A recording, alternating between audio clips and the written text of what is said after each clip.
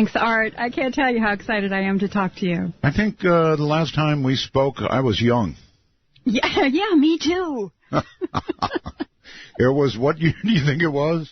Yeah, I think it was. Oh, no, I said, what year do you think it was? Oh, what year? I'm sorry. I think it was probably 95. I was young.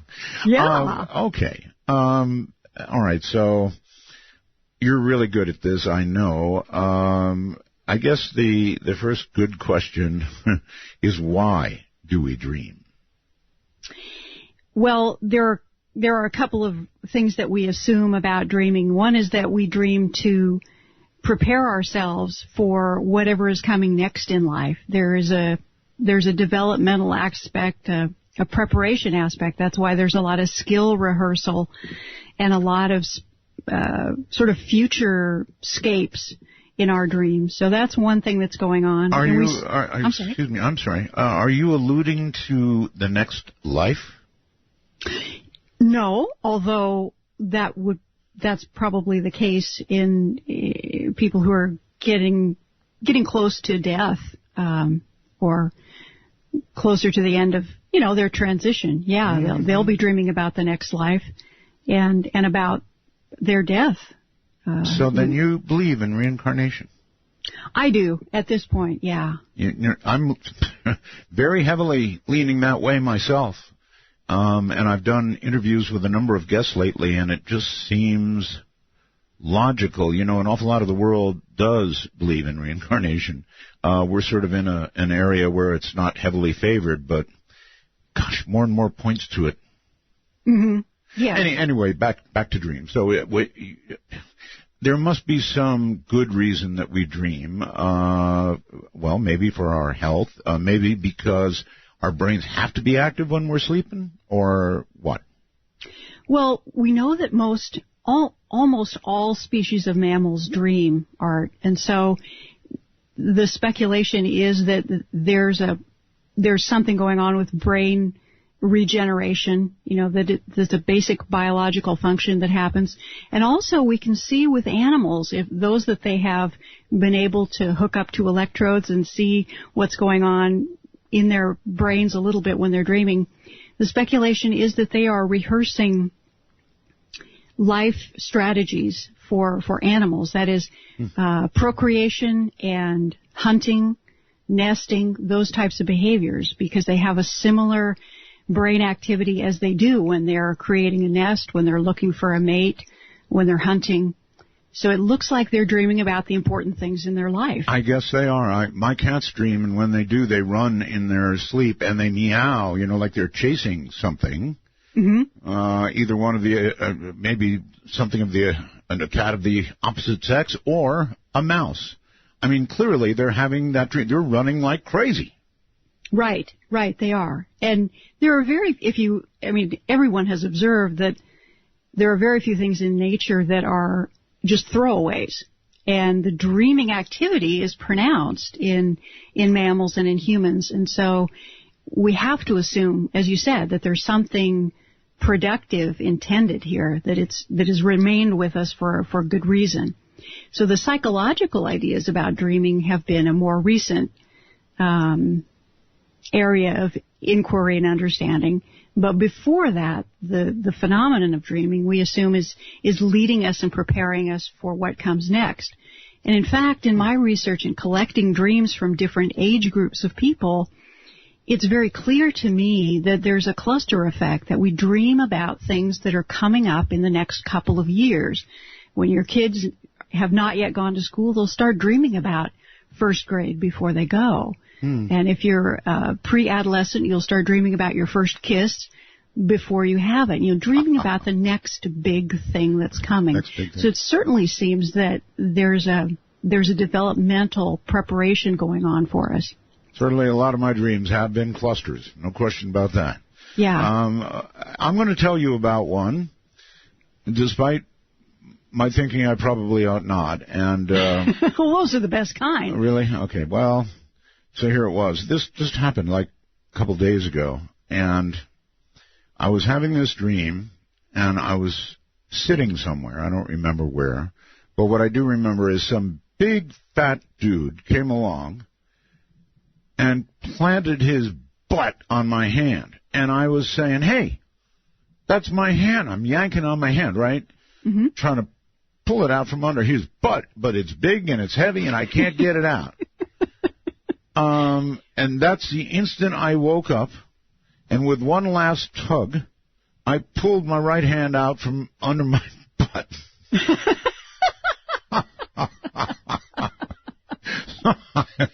Interpret that one, Gillian. And I was laughing. I told my wife, she was cracking up.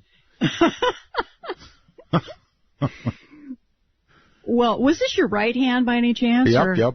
Right hand. Was it? Yep. Okay. Yep, it was. Well, I'm not sure how profound this one is, but... No. But it's a great example of how our physiological state gets incorporated into our dreams. Maybe my brain is preparing for a bigger butt. Let's hope not. Shoot. No idea. Anyway, now that that's out of the way, we can get into some real stuff here. But it really was a dream. And the funny part of it was that I woke up, and my final action was a final tug, pulling my own hand out. And I went, oh, man, it's my own butt. Well, I'm glad you shared that, because that kind of clears the air, doesn't it? I don't know what it does to the air, but it's the truth. Anyway, an embarrassing truth. But the interesting part of it is, part of that was in a dream, and then it sort of completed in reality, huh? Yes. Yeah. And that's, what we speculate. We don't have to worry about this dream, forcing meaning into it. But there is a case to be made that the way your mind wraps around the physiological problem or sensation and creates a little storyline that is, partly derived from your personality and partly derived from your current circumstances. It's kind of a reality sandwich that gets wrapped around that physiological state. Huh. All right, I can accept that.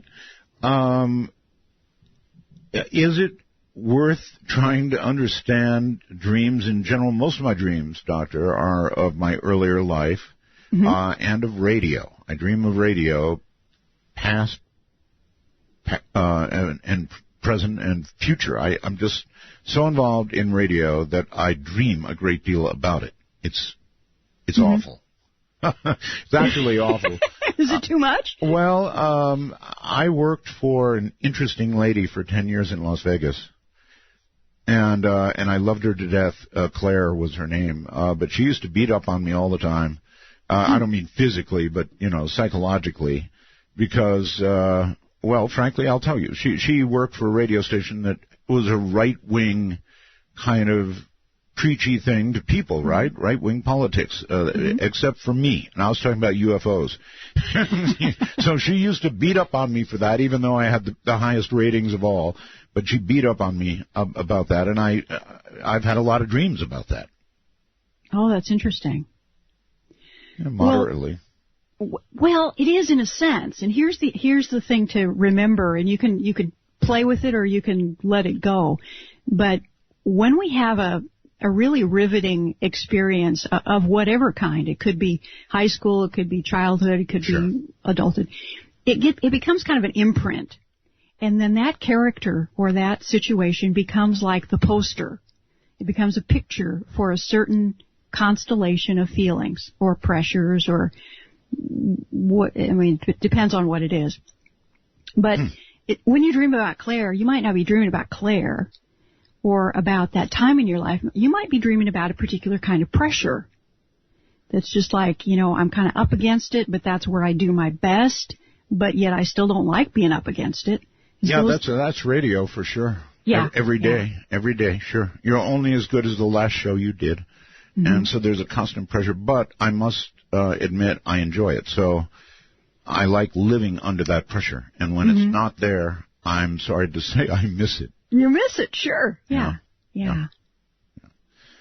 So anyway, I want to jump to lucid dreaming. I don't I guess you and I did talk about lucid dreaming way back then. I don't truly understand, really I don't, what lucid dreaming even is. Well, you're not alone. In fact, the people who are studying it still don't know quite what it is. But what it seems to be is the phenomenon of being aware that you are asleep and dreaming while it's happening. Usually when we're asleep and dreaming, we think we're awake. You know, you're having an adventure and you're talking to Claire and things are going on and you faked yourself out and you think you're awake and you're really asleep. But when you're lucid, you know that you are asleep and you're dreaming, but you're aware of what's going on and you're fully cognizant of what state you're in. So that's the difference. That's the lucidity. It doesn't mean that you can control everything that's going on. Sometimes you can, more often you can't. But you are aware that you're in that dream state. So you become self-aware, full awareness. You're talking about, as in now, awake, full awareness within the dream. Oh, absolutely. Absolutely. And there are, the way I hear about this most is through my research with people who are having communications, they say, with the dead, where they meet their grandmother and she comes back and they say, shoot, Grandma, I thought you were dead. Am I dreaming? Are you here? And Grandma says, oh, yeah, I'm here. And yeah, you're dreaming. I'm in your dream. And the person's completely aware they're dreaming, and then they have their little visit. Yeah, that's pretty wild. All right. Boy, that's really wild. Now, let me be absolutely clear here. This is, in other words, you're in a sleep state, right? It begins in a sleep state or not? Oh, you are. You're asleep, yeah. Okay. You're asleep. You start having a dream, but somehow you manage to come to full current awareness, contemporary awareness of everything. Could you open your eyes if you wanted to during this dream? Well, that's not typical, but they have had people in the sleep laboratories that can give a signal to the researchers. And they're having that rapid eye movement like your cat does when she's dreaming. Oh, yes. But they can give a special signal with a prearranged signal to say, oh, I'm dreaming now, guys. Make note, I'm doing the signal for you. Indicating awareness. Yes, I've never even been close to that state that I know of. Or the thing I described to you a little while ago, my butt dream, was as close as I've ever been. And that was actually sort of just, I don't know, dream into reality continued. Well, that's, as funny as that is, that's exactly how you train yourself to begin lucid dreaming. Not by sticking your hand under your rear end, but rather to blend the states of consciousness, that awareness and the dream state. So you can teach yourself to, recognize a trigger. That's the way that's most often taught, to look at your hands or to look in the mirror or to try to read and see if you can read something. There are all kinds of different triggers. You can set up sort of like hypnotic programming where you tell yourself you're going to become aware in a dream. Or you can do what I call dream walking or dream sliding, where you relax, lie down, and go off in search of your dreams, maintaining your awareness while you go. And that's the approach that I like best because that gives you a greater blending of your consciousness. You put something up on our website tonight, right? Mm-hmm. What is that? That is a little sample of what I call dream walking or dream sliding, which is kind of a meditation where you can go into a relaxed state. You can sit down or lie down, do this little rehearsal that you can then use when you fall asleep at night and to try and ignite that blend of consciousness so that you can maintain your awareness as you slip into sleep. Okay, everybody take your credit cards out. It'll be $9.95 per dream. No, actually, it's free. She put it up there for free. I would think this would normally be part of something you'd offer to people in a maybe clinical setting of some sort. Well, I do teach little classes on this and give people techniques. I think it's something that, it's pretty controversial, lucid dreaming, and some people think it's quite dangerous, kind of don't try this at home sort of thing. Why? Well, it has a reputation kind of like out-of-body experiences where people feel that you can go off and meet some dastardly characters in other realms. Well, are you sure it's not combined with OBE?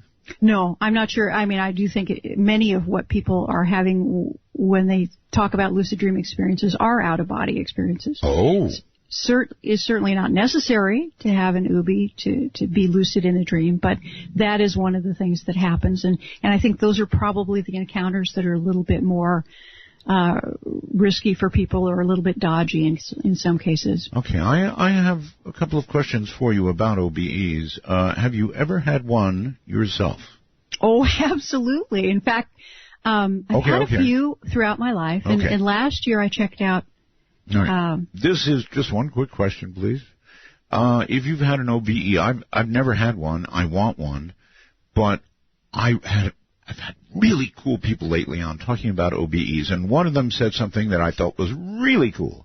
He said he can walk right through buildings, he can walk through walls, he can walk through doors, and he added something that when he walks through solid objects in an OBE state, you can kind of feel a little bit more resistant or resistance as you move through them. And you can kind of feel the texture of them as you move through them. Mm-hmm. Does that sound familiar? Oh, yeah, that's exactly right. Yeah. You're the second person I've asked about that, and you got it just right. That's amazing. I would so love to do that, Doctor. Well, I was about to say that I checked out a book by Robert Monroe, you know, the expert on UBIs. I didn't read it. I put it on my nightstand, and that night I flipped right out of my body and floated out the window. Seriously? Seriously. And this just from the book? Yeah, I have no idea. Maybe it was the power of suggestion, but I thought, that's a heck of a book. You don't even have to read it. Just bring it home. You know, I was honored to actually interview Mr. Monroe before he died, Dr. Monroe. Uh-huh. And he was an amazing man, an absolutely amazing man. And, all right, hold tight. We're at the bottom of the hour break, the longer one I told you about, so relax for a few, and we'll be back. Dr. Gillian Holloway. So Dr. Gillian Holloway is my guest, and it's all about dreams, and that's why I know you're stacking up like cordwood. Everybody has them. There are realms beyond the, in quotes, common dream. And I love talking about those, and those are lucid dreaming, which I'm understanding a little bit better now, and, of course, OBEs. And so we're talking about all of that, and it's all sort of, I guess, wound together. Anyway, a dream interpreter is here. Is that what you would call yourself, Dr. Holloway? Yes, more or less. Yeah, sure. A dream interpreter. So how many dreams actually have important meaning? And are there dreams that just, you know, really don't mean a darn thing except, you know, the fancy of the mind letting loose? Well, I think everything that we dream is potentially meaningful. You know, a dream is just a thought that you have when you're asleep. Right. So some of the thoughts you have are more important than others, aren't they? Yes. That's one way to think about it. Yes. I guess so. But sometimes you have a dream, and then later it comes true. But the problem with this is you can't, there's no little label that flashes as you're having the dream saying precognitive, warning, precognitive. You can't know when you're having that dream until it actually happens. Yeah, that's the rub, as we say. The more you know about your dreams, the more you pay attention in general, the more likely you are to have some kind of a gut reaction to the dream when you wake up that you can take forward, that quickens your sense of recognition.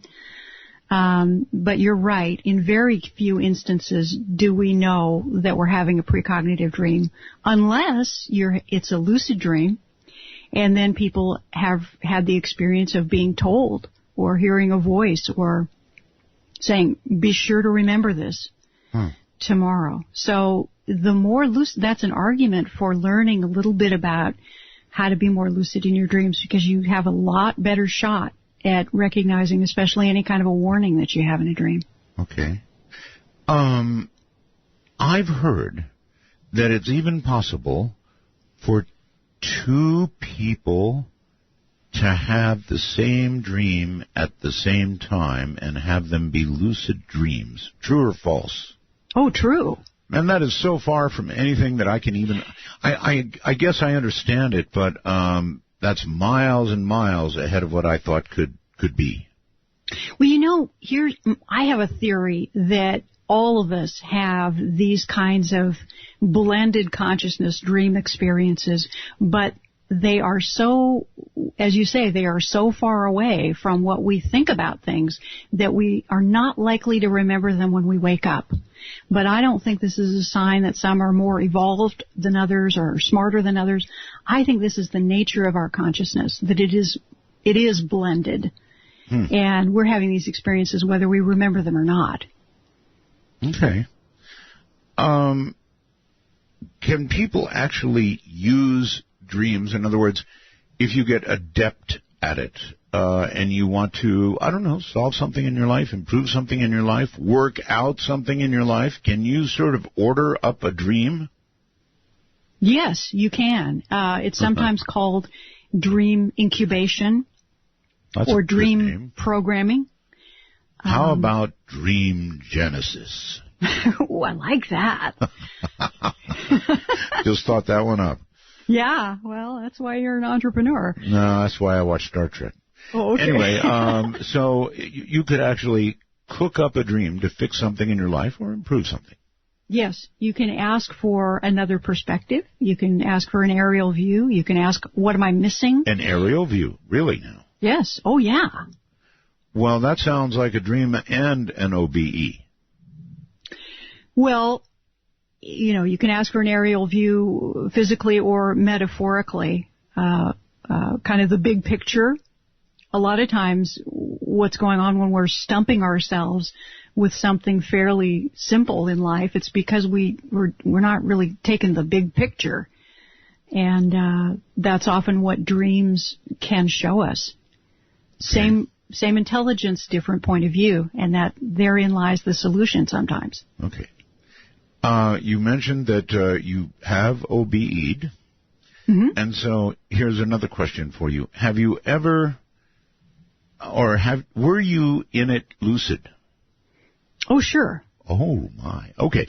So if you can have an OBE and you're lucid during that OBE, you could go in search of proof of the OBE that could be then later verified. Oh, yeah. Yeah, a lot of people do that. With luck? Yeah, with mixed results, but yes, I don't have any shocking revelatory story to share at this point. It would be nice if I did, but yeah, it would be fun. I think that happens. Yeah, I think it would be good to have proof that OBEs are real. Mm-hmm. Or maybe it doesn't matter. If they're not real, maybe it's still just as cool. Well, I think if you talk to anyone who's had one, they are so unique that something extraordinary is going on. Would you go so far as to say that you're always in a lucid state when you're OBE? No, I wouldn't, because I've heard stories of people who were kind of had their butt on their hand. They didn't know. Yeah, I shouldn't have done that. There's already some guy talking about making a cartoon out of it.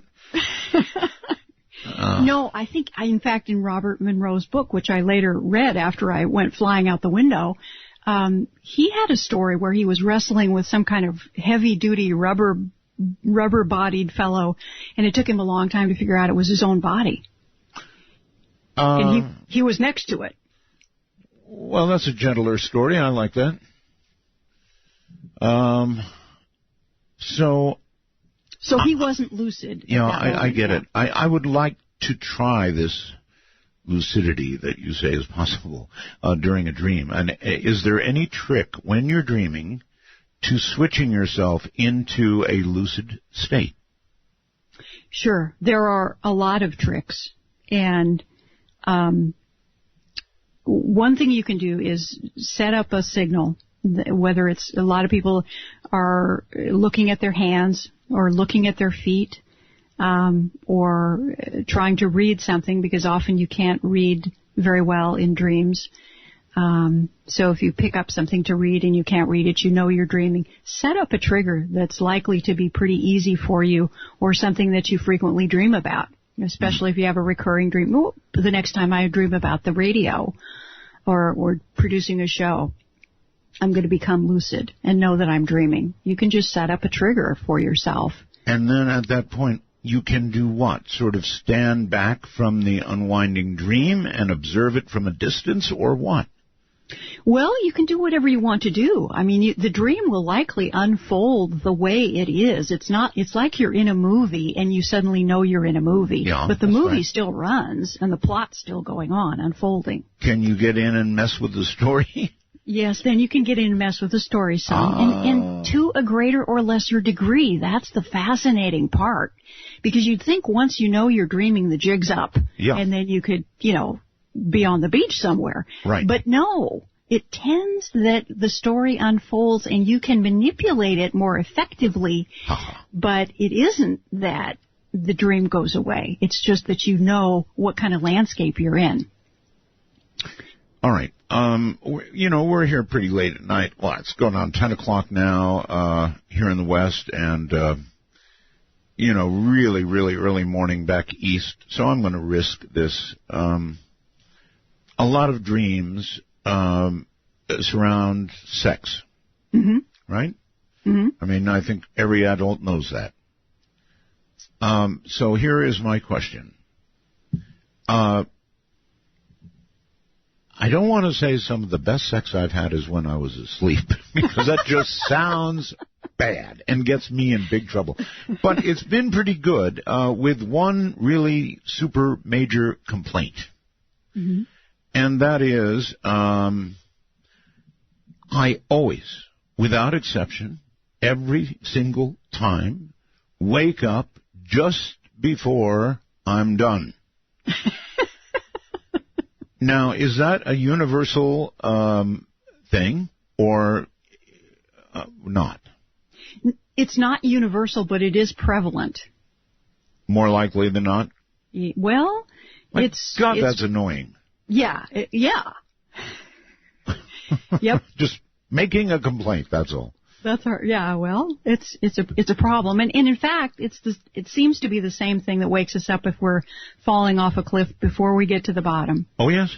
There's something about your blood pressure shooting through the roof, and a lot of panting and gasping and heart pounding going on that wakes us up. Mm-hmm. So obviously, a dream like that is the body's signal to itself that, it's time for some loving, I guess, right? I mean, that is a basic human drive, right? Mm-hmm. Mm-hmm. So if it's been a while since the last we got together, it's time to get together, is a way of I'm getting in so much trouble here. But isn't it that? Isn't it your body telling you that? It can be. Yes, it can be. And there are all sorts of romantic scenarios, erotic scenarios, and sometimes there can be a symbolic interpretation to them as well. And the way to know that it's symbolic, here's a clue. If the person featured in your dream, hopefully it's a person. If it's not a person, there you go. Well, then we need to have a different doctor on. Yeah. Well, then that can be a clue that if you ask yourself, does this make any kind of sense at all when you wake up, and the answer is no, then you've got a symbolic dream on your hands, thankfully, and you can start to look at, why Carol Burnett, why Carol Burnett, really. Yeah, whatever. I mean, nothing against Carol Burnett, but if she's not your idea of an erotic night out, then there's a reason why she's there and a reason why it was wonderful with her. It's something symbolic. Okay. I would say that one thing that most people don't have is dreams of bad sex. Oh, well, you'd be wrong. Of course I would. Yeah. They do, huh? Unfortunate encounters abound, yeah. Let me rephrase that. I've never had such a dream. Well, good for you. Yes. Yeah, things can be remarkably problematic and fraught with the most ludicrous interruptions and exposures and things going wrong and relatives wandering through the room and... Mom! Yes. Like that. Yeah. Like Mom walks in. Oh, God. Okay. Well, yeah, I suppose so. Those come pretty close to nightmares. And that brings up another good topic, too. I've had a few nightmares. Are they more meaningful than, otherwise silly dreams? Well, they can be very important to look at, or to at least consider what might be going on. I don't know that they're always meaningful. Sometimes they're stress dreams, they're anxiety, but they can be very, very important. And the good news is that they're not always about something terrible going on in your life. The dreaming mind tends to use nightmare imagery as volume control. So this is the equivalent of your own mind shouting at you. Really? Yeah. And if you dream of The Walking Dead, that means you're watching, if you watch too much of a TV show. This happens to my wife, who's Filipino, and I've caught her up, Filipina, I guess I ought to say, and I've caught her up. She loves American series, but I noticed after watching a miniseries or a long series, she would begin to dream she was part of that series. Oh, uh-huh. Is that a normal thing to do? It's fairly normal, yeah. Some people have more programmable dreams, and so whatever they are exposed to regularly before bed will get incorporated into their dreams. Yeah. Very, very interesting. I mean, she was in The Sopranos a few nights. What fun! Yeah, I guess, yes. You get so involved in the story. And you're binge watching, so it kind of takes over your brain, right? Yeah, it takes over your imagination, yeah, and you begin to sort of build a space in your consciousnness where that story is unfolding. Yeah, that's exactly how it happens. It's kind of like what a novelist does when they write a story, and they go to that place to do their writing. Well, I know there are a number of people bothered by The Walking Dead, which is quite a series. I mean, it's pretty graphic, and somehow or another it sticks in your mind and then gets repeated in a dream. So everyday life, whatever we're doing, does influence what we dream, or can influence it. Oh, it absolutely can. Now, it can trigger, the scene to unfold in a certain way, but the content of the adventure is based upon your own psychology and your own stressors of that day, week, or month. Got it. Okay. Do you think that scientists are getting close to being able to, well, it's a two-part question, to record dreams? They say they are. Really? Yeah.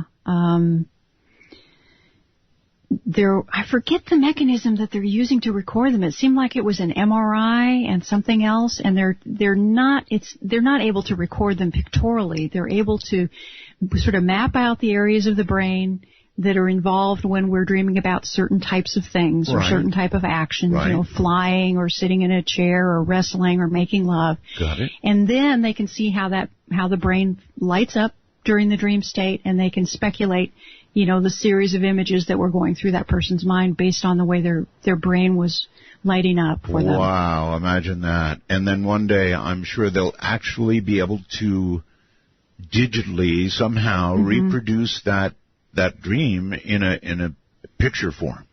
Sure. Moving picture form. And then there's one more step from there that might be a little scary. I mean, if you can record a dream, then maybe you can play it back, meaning play it back to another brain. Maybe so. Yeah. Yeah, we're getting there. Yeah, that's a little frightening. Well, yeah, sure. Once you can record one, then I would imagine you could classify it like you would a movie, put it away, and then hook up to somebody else's brain and play it back. I wonder if science is probably moving in these directions. I think so. Yeah. I hope it all works out. I hope it does too. Are you staying in touch with, I'm sure you are, the latest in dream technology, whatever it is?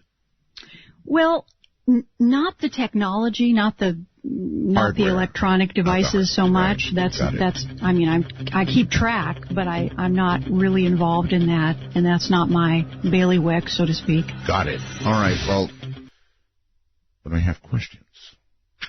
And I have Gillian. So, Doctor, here's another question for you. You mentioned falling dreams, right? Mm-hmm. And that we always wake up before we hit the ground, right? Well, more commonly than not, yeah. I've never talked to anybody who hit the ground.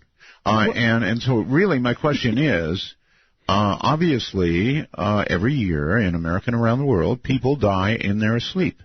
So, is it reasonable to ask you if some of the people who die hit the ground? That's what happened to them. Yeah. Well, yes and no. I don't think so. I love those as a talk host. I really like yes and no answers. Well, I don't think I've hit the ground, and I have died in my dream. Really? Oh, yeah. And I know a lot of people who have. Oh, really? And so that kind of blows that theory. It really does. You're the first one I've talked to who's actually hit the ground. Oh, yeah. And then what? You kind of shake it off like a cartoon character and get up or what? Well, I died and I got out of my body and said something like, holy moly. Gee, I hate when that happens. And went on with the dream as a dead person. And so, and I've talked to a number of people to whom that's happened as well. So holy moly. You went on with the dream as a dead person. Oh, yeah. What, looking back at your body? Oh, well, it's just, I mean, the presumption in the dream is that when we die, we pop out of our body anyway. And you're kind of your spirit self going through the next part of the dream and talking to people about, well, I died, but it really wasn't that big of a deal. And you're just carrying on with the adventure. You have cool dreams. Well, a lot of people do. Well, you're just miles and miles ahead of me. Well, so we think, but you may not be remembering all of your adventures, so. Actually, I am. Are you? Okay. I think. Another thing about dreams, of course, is that generally, you have a dream and you go, that was something in the morning when you wake up, and then, even though it was something, unless you, have a discussion with somebody about it, or write it down, or in some way memorialize it, almost on the spot, it fades into oblivion and is gone. Mm-hmm. Why? Well, the memory, the state of dreaming is so different from waking consciousness when we're busy that as soon as we start getting busy, that dream fades away. Unless you're able to kind of remember it or go through it once, trace it back like a movie, before you get up. If you can do that, then you're more likely to retain the whole thing. Okay. Is there value in remembering your dream? Well, naturally, I think so. The more you remember them, for one thing, the more you remember them, that is the quickest way to become lucid in your dreams. Okay. Is if you remember them and you're so familiar with your landscape that you can start to recognize it's dreamlike. and then you kind of catch on. And have a lot more freedom that way. Okay. But also, when you remember your dreams frequently, you have access to all the other half of your own intellect. And it can give you an edge just in making decisions and trusting your intuition and in having that sense of what's about to happen, that deja vu moment. Okay, I'm going to push you a little bit here. I know that there are people who have dreams about the dead. Mm-hmm. You know, their dad, their mom, a lost partner, a child, hopefully not. But I mean, have dreams about the dead and conversing with the dead. Mm-hmm. In your opinion, are they actually speaking with these people? Well, visitation dreams or after-death communication dreams are qualitatively very different from grief dreams. And so I believe that, yes, those people who feel that they are connecting and having a conversation with the dead, I've come to believe that they are. So that is almost a verified way of actually communicating with those who have passed away. And wow. Yeah. What leads you down the path of authenticity? Makes you believe it's real? Well, it's the number of regular dreams that I've been able to see and work with over the years. I mean, certainly 50,000 anyway. And after-death communication dreams are very, very different. They're on all points.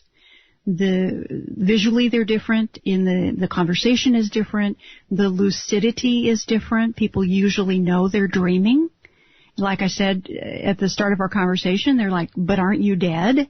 I mean, they know, am I dreaming? They're asking, this is part of the conversation. So that's different. If you can push yourself to the lucid state within that dream, then yes, right? Yeah.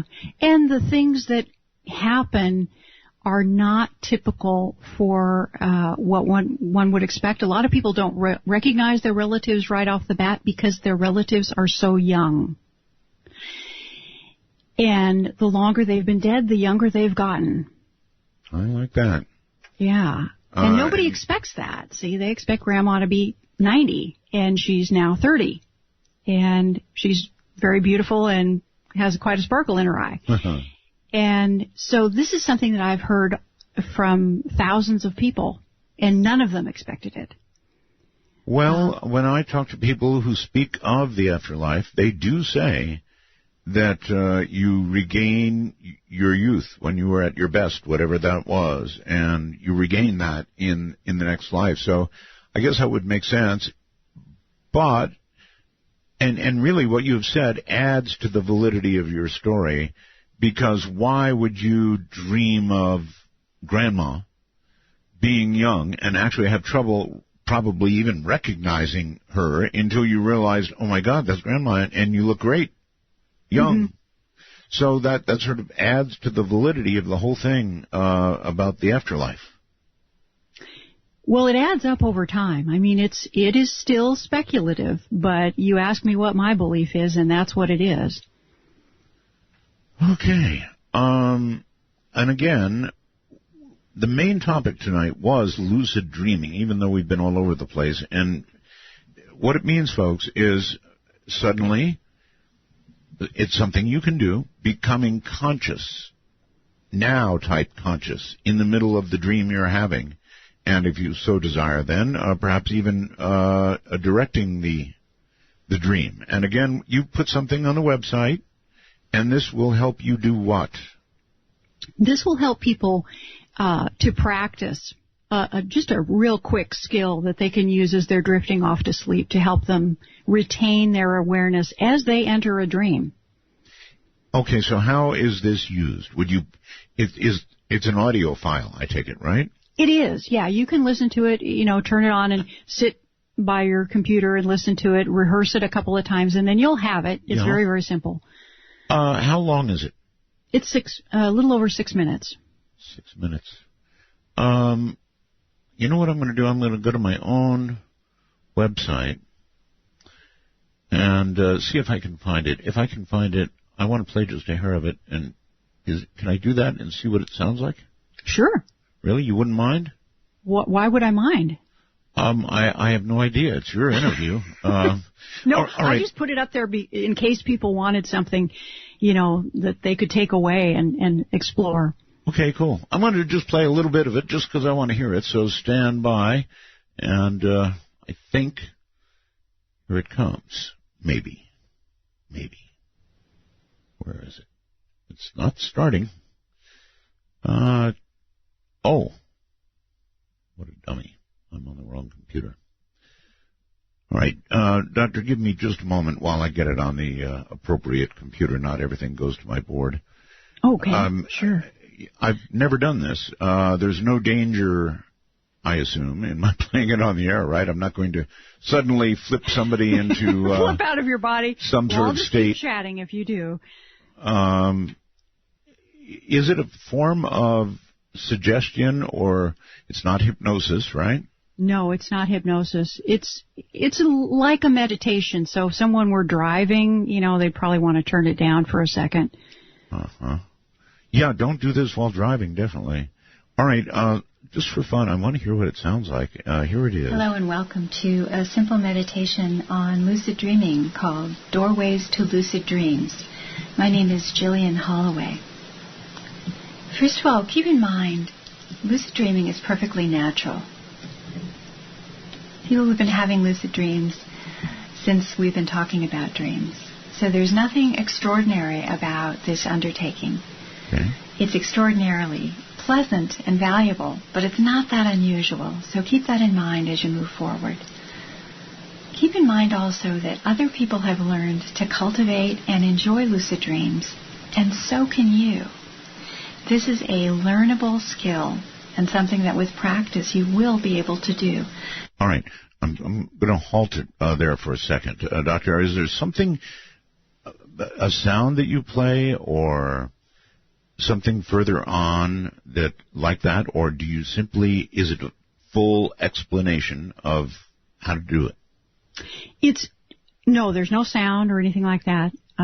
It's just one of the dream walking techniques that I teach students. So, and I was just doing a little introduction, so there is a little technical part that comes in a moment. Or I can just tell you now if you'd rather, whatever you want. Oh, no, tell me. Oh, go ahead. I've got you live, so what the heck? Okay. This is a technique, sliding on the rooftop. So if you're lying down or sitting or wherever you are, you can imagine floating out the side of the wall, through the wall, and up onto the rooftop of the building that you're in. Uh-huh. And just imagine your consciousness there. Look around. Notice what you notice on the rooftop, whether it's easy to stand or difficult. Slide over to the edge of the rooftop and imagine yourself jumping over to the next roof that you can see. And you just jump from roof to roof to roof in your imagination, and it's just a little meditation. And pretty soon, if you fall asleep doing that, you're going to fall asleep flying, and you'll be on your way. But if you don't, you'll just do this meditation and prepare and fall asleep into your natural dreams. But by repeating it, you're inviting that lucid flying experience to begin. All right, I've had very few flying dreams in my life. I had one that was beyond cool. Mm-hmm. I had recently visited the Empire State Building in New York, and I had a dream that I was up there with somebody, and they sprinkled me with this multicolored, it's like glitter. Mm-hmm. And let me tell you, from that point, I could fly, and I took off, and I was soaring over New York City and all the buildings. It was so cool. Now, I don't think I was lucid during it, but boy, I sure was enjoying it. That's one of probably the best flying dream I've ever had, and it's when I was very young. Mm-hmm. Not so many since. Yeah. Well, that's a great one. What do they mean? What do they mean, flying dreams? Well, that's called ecstatic flight, when you have that incredible freedom and it's very vivid. And that's usually associated with a skill set, actually, that's emerging in the dreamer. It's usually a kind of thing where you're breaking through from the normal things that hold everybody back. Oh. So bright, creative kids often have those types of dreams. Okay. Performers as well.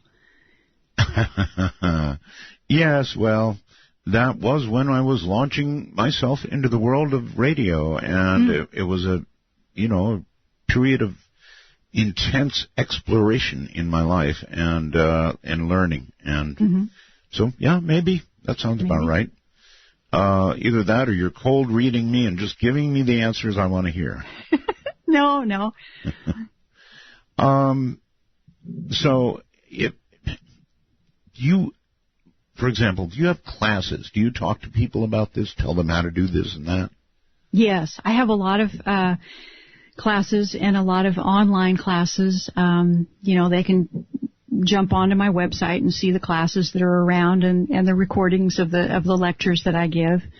I also work with people individually on usually on interpreting and exploring their dreams for meaning. Okay. All right.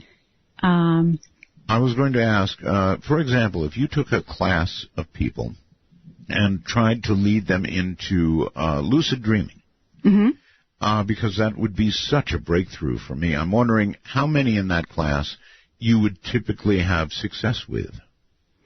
Oh, I mean, theoretically, all of them. Really? Yeah. Oh, yeah. That's one of the myths about lucid dreaming, and I think it's taught and talked about in a fairly clunky way. And I don't mean any disrespect to my colleagues at all, but this is a very natural phenomenon. It's not difficult. It's not this huge accomplishment that we have to spend years on a mountaintop trying to develop. It's absolutely natural, and if you just practice, there's kind of a trick to it. It's almost like skiing or any of the sports where you find your balance and then all of a sudden you quit falling over. And it's easy as can be. But until you find that little trick for yourself, it seems impossible. And lucid dreaming is exactly like that. Well, is there, when you suddenly come to a lucid state, is it a shock? It can be. So a lot of people report that the first few times they become lucid, they wake up because they get all excited and they're like, wow, and then bam, they're awake. And that's a problem for people who are trying to learn. But it need not be such a shock. What happens more naturally, more organically, if you will, is as people pay attention to their dreams, they read about them, they talk about them with other folks, they begin to notice that they're dreaming while they're in the movie, so to speak. And that is not such a big shock. For example, years ago when I started to become lucid, I would find myself telling somebody about the dream I just had and saying something like, a couple of dreams back, I had this great thing that happened. And then the other person would say, well, we're dreaming now. You know that, right? And so it was a more subtle effect. And so I never awakened from that. And in talking with other students and other dream enthusiasts, I find that that's pretty common. So when it's more gradual, you actually retain more control and you don't pop out and become awake. Okay. Well, assuming you don't pop out of shock and become awake, and that I get, can you describe to us using words, and I know it's tough to describe, but it's, in other words, I know what a dream is like for me, and it's just a dream. I haven't managed the lucid part yet. So I'm trying to understand if I were to pop into a lucid state, how I would sort of know that. Would I still see the dream unfolding in front of me? A dream that, I mean, you're almost always part of your own dream, right, in some way? Mm-hmm.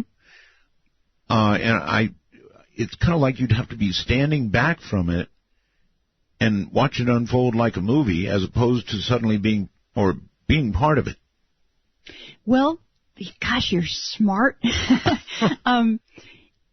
That's one of the giveaways, Art, is the point of view changing back and forth. And where you're in it, and then you're standing back from it, and you're watching yourself do it, and then you're back in it again. When that happens, that is a trigger of becoming lucid. So that often occurs. But you can be fully in your body and living in the dream and notice something that's out of place, too. Ooh. I had a dream where I said, well, where's the dog? And somebody said, well, she's on the couch. And I looked up and the couch was floating on the ceiling. And I thought, you know what? Couches don't float. And then I knew I was dreaming. Yes, good observation. Yeah. So that was, that can happen. You don't have to pop out of your body to have those types of realizations.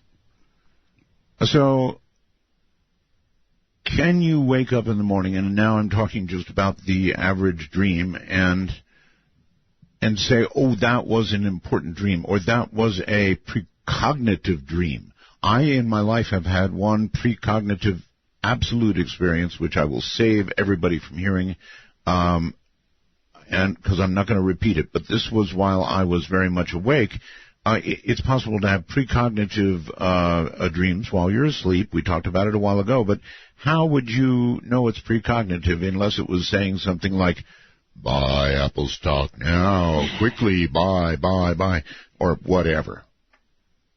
How would you know unless it was suggesting something in the future? And I'm not sure I've ever had a suggestion about the future. Mm-hmm. It's always been the past. Sometimes there's a sensation, an intuition or a wave of feeling or knowing that comes over you in the morning when you think about a dream. Right. And a lot of people have reported to me that they've dreamt about someone on the other side of the world that they were connected to and thought, you know what, I'm just going to give them a call today. And sure enough, something was happening that day. And they were able to provide a warning, or one woman stopped a friend who had the pills all out on his bedside table. He was all ready to commit suicide, and her call, he said, stopped him. Wow. And that was because of a dream that she had and the feeling that she got when she thought about the dream. Well, so it's pretty subjective. What you're saying is pretty common stuff. I mean, people do suddenly, you don't even have to have a dream to suddenly have a feeling about somebody on the other side of the continent or the world and find out that something actually was going on, right? Right. So what is that, telepathy?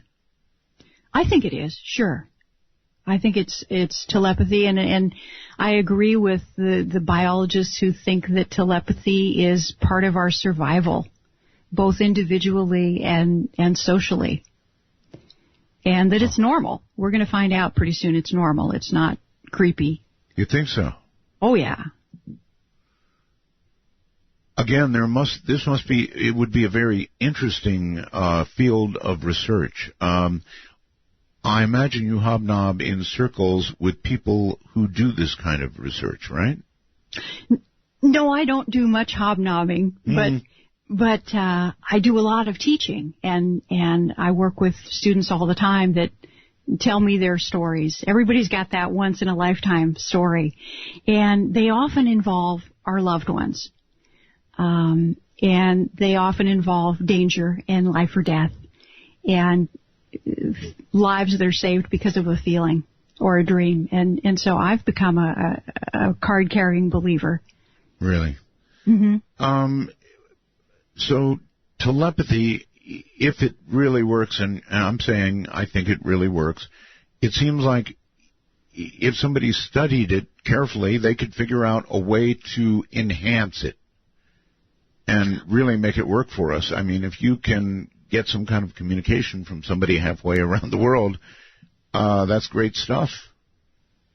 Yes. Yeah. And you know all about remote viewing, and I mean, that'll make your hair stand on end. Yes, but that's kind of getting a picture of something somewhere else. This seems like something else yet again, and I'm not sure what. Some form of telepathy about a loved one, And I think it might relate more to quantum physics. You know, this entanglement concept they have, that two things that have been together and then are separated. I don't know if you're into quantum physics at all, but you could separate them by an infinite distance, and they still flip and flop in exactly the same way. As long as they have been together once, they can be separated, and they'll always do the same flip and flop, flip and flop. They'll always be in sync. That's quantum physics, and I wonder if it applies to people. In other words, once you are attached to somebody in a very meaningful way, it's like you're entangled, I think. And even though you may now be separated by a big distance, you're still flipping and flopping pretty much the same way. Yeah, that makes sense. That makes sense. It does. So the answer may lie in quantum physics somewhere. I don't know. All right. I would like to take calls, and I know that I have to take calls, and they're going to string me up shortly if I don't take calls, because it all filled up. Nothing I can do about it. It just keeps ringing, everything. So when you talk to people, I guess you should expect an onrush of please interpret the following dream. Is that what you mostly get? Quite a bit. All right. And I hope some of the questions go to some of the wider areas that we've been touching on tonight. I really, really want to know how to become lucid in the middle of a dream. I think I would like that. It would, you know me, or no, you don't know me. I'd probably wake up in shock the first time that it occurred. After that, I might be okay. So it's not as jarring as an OBE. Would that be fair? Oh, yeah. That's very fair. That's good. Yeah. Good to hear. All right. I'm going to give them the talk. Stand by. Okay. Here's the talk. Are you ready? Yes, we're going to take calls. And so if you would like to connect with us and continue this conversation or enlarge on it, you can call our national phone number, Dr. Holloway. Oh, hello. Hi. Hi. I have a dream I would like analyzed. Okay. So, a little bit of context. Somebody wrote in the snow of my car, "I love you," with a big heart. Now, I have this huge crush on this German guy in my math class. So I was kind of hoping it was him. But anyway, the dream was that somebody had left this Tom Petty record on my car. And it's one of those records that has a big heart on it. And so I go to the record store and I say, "Who left this record on my car?" And the record store owner says, it was this foreign blonde guy. So my question is that just wishful thinking, or is it intuition? And am I picking up on something? Good question. Yeah, that's a great question. It's a great dream too, Chelsea. I love it. You know, it's not possible for us to tell at this point whether that's wishful thinking or not. It certainly seems like, you know, you're boring into the question, and your dreaming mind is boring into the question too. And this is the best answer that you've come up with. So I would lean towards there being something there. Okay. But I have to tell you, that's an educated guess. Oh, sure. Yeah. Well, thank you. There's no way to know for sure, but Chelsea, if you meet the blonde German guy, call me back. Okay. I want to know. Well, he's in my math class, so I know him. I just if there's a connection, Chelsea, call me. Okay. All right. Will do. Thank you. Okay. Thanks. Oh, people are something, aren't they? Off to California on the phone line. Hi. Hi. I had a question. I had a dream one time. I was in a bubble, and I was going around Earth in slow motion. Oh. It was so beautiful. I could see the blue, the greens of the water on Earth, and there was this light shining down. And when I looked out, I could see the black space. My question is, it was so vivid. do you think that's an out-of-body? Or do you think... Yeah, it could have been. It could have been. I get enough reports from people that we have a kind of a membrane around our dream state. Ordinary dreams, lucid dreams, out-of-body dreams, we do have a kind of membrane around us. And that suggests to me that that's just possible. That it's called hypervividness, is also one of the qualities of the out-of-body experience. So that's certainly something you're going to remember all your life, and I think that's very possibly. All my life, for sure. One more question. Okay. I know how to fly in the dreams, but I usually prefer to levitate. Mm-hmm. Like, let's say I'm down on the ground and I see the top of a tree way up there. I'll float to the top, touch it, and float back down, and float downstairs. Do you hear a lot about levitating in dreams? Not as much as flying, but yeah, that's a great way to become lucid, is to see to just kind of lift off and see if you can start floating. Yeah. So that's beautiful. So, okay. Well, thanks for the information. Right. Yeah, thanks for calling. For the call. Appreciate it. Yeah, levitation sounds like fun, and I really did love her dream. Imagine being in a bubble circulating around the Earth and seeing all the details of the Earth below in such vivid relief. Man, that'd be... I'll go for one of those. Definitely go for one of those. Yeah. Okay, let's go to Sean on Skype. Hi. Hi, Art. You don't sound like a Sean. Well, it could be. Different kind of Sean. Hi, Sean. I really am. You're using Sean's computer, right? No, I'm a Sean. You really are a Sean. Okay. Yeah, girls can be Seans. Maybe Dad wanted a boy. They can. I have a wife named Erin, anyways, so. I started this habit of listening to the radio and falling asleep at night. Mm-hmm. Thanks, Art. You're very welcome. Yes. Anyways, my question... No, I have one for you before you ask. Do we affect your dreams?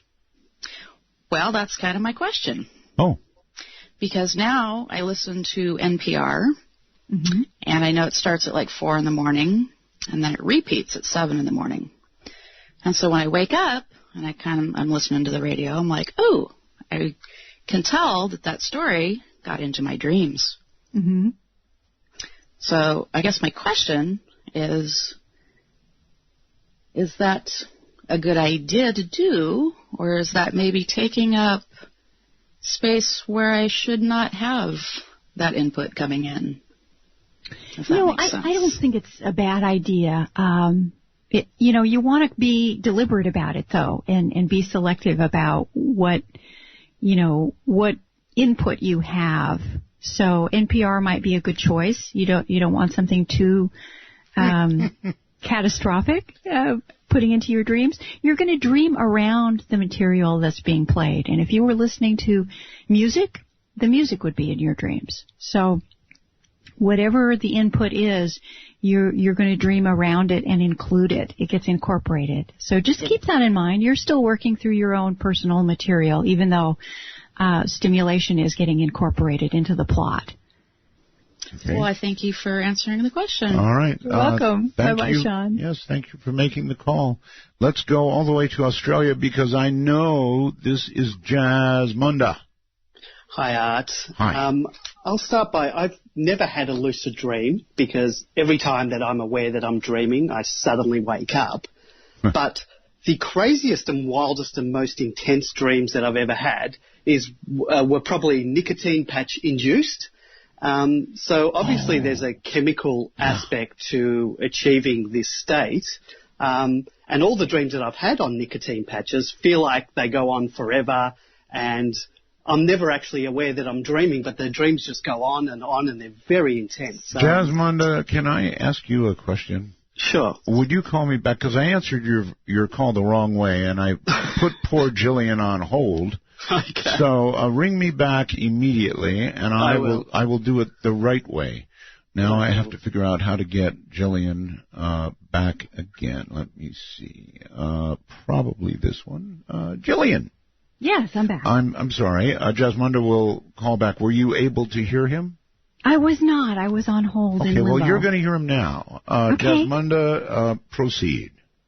Okay, so I have never had a lucid dream that every time I do, every time I'm aware that I'm dreaming, I suddenly wake up. And I was telling Art that the craziest and most wildest and intense dreams I've ever had were when I was using a nicotine patch. And so I said that obviously there's some chemical way to achieve this state. These nicotine patch-induced dreams are quite wild and quite intense and feel like they go on forever. Mm-hmm. So is there anything to that? Is there some chemical aspect of this that will cause that? Oh, yeah, absolutely. Absolutely. I hear a lot of stories about nicotine patches and also the nicotine, the pills that people take to get off smoking. Mm-hmm. The stop smoking medications are great producers of wild dreams. Oh, yes. Yeah. Yes, they are. And I tried it for a while, and boy, oh boy, do you dream. Holy mackerel. In fact, that's in their ad, for the product, that you will have some pretty wild dreams. So, Jazz is right. Is there anything that you recommend pharmaceutically that will enhance your dreams, other than nicotine patches and stop smoking stuff? No, I think it's probably wiser overall to try and just go it straight. I do. You've never been a smoker, I take it. No, I haven't. Yeah, well. I can take a few deep breaths and start hallucinating, Art, so I just, it's kept me clean. But there are people who say that the vitamins that one would take to take care of your nervous system, right. The B vitamins and so forth, right. will help you with your dreaming process. I've never experienced that, but that's what I hear from people. So vitamin B, as in boy? Mm-hmm. Uh-huh. Mm-hmm. Jazz, you got that? I got that. I'll try it tonight. All right, buddy. Thank you for the call. Good night. Thanks for calling. All right, that was from Australia, by the way. Great. I love it. The accent. Let's go to, you never know, Lynchburg, Virginia, I believe. Hello, Lynchburg. Yeah. Hello? Yes, hello. Yeah, I just wanted to ask your guest, I'm not exactly sure what I would classify this dream as, if it was a lucid dream or what, but it had these weird ones. It's like going to a different, kind of like a weird place. Right. Mm-hmm. But it's like this one that really stands out was I was walking along, looked like this concrete sidewalk, kind of like a walkway, and it had this roof over top of it, and it looked like it was being supported by these I-beams. And I was just walking along, just like a walk in the park, and I could tell there was these other people there, and they were just looked to me like they were there doing the same thing, just visiting. And I look over to my right, and I see like this puddle, and it has kind of like this effect of like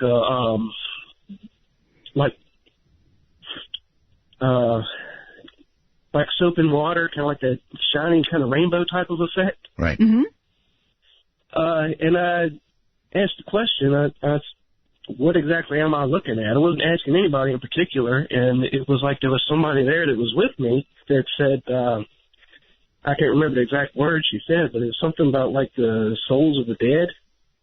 Oh, my. You get a lot of people that have these dreams about going to weird places, because I've had about 2 or 3 of these my whole life, and they're always the same. There's always other people there just like me that just look like they're visiting.